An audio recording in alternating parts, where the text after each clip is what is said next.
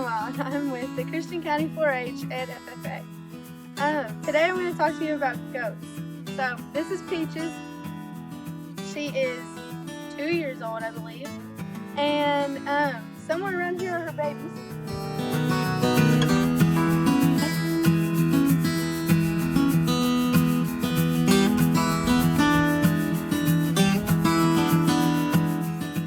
We normally keep them we rotate our goats out between this lot and in the barn to be inside of a stall. To tell you a little bit about Peaches, she's a boar goat.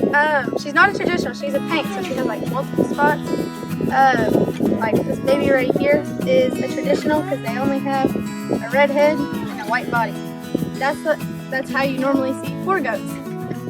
To show them, I don't actually have a chain, but basically make them flex their muscles. So when you show boar goats or show any goat, you have to have certain tags, ear tags put on them. A lot of people think they're earrings, but they're tags. So this white tag is a farm tag. That just means that she belongs on our farm, and other goats on our farm have the same tag. And then, And then this blue tag says that she was born and raised in Kentucky. And then this green tag on the other side that's her identification tag. That says that that's who she is. And up in Frankfort, there is some hair and her DNA. Okay, Mama. And that just says that's who she is and that she belongs to me. So on our farm, we mainly raise boar goats, which is a meat goat, but we have recently adopted a Nigerian dwarf crossed with a pygmy goat, and somewhere you'll see him. The pygmy goats are the miniature, playful goats that you always see jumping around in the fun videos.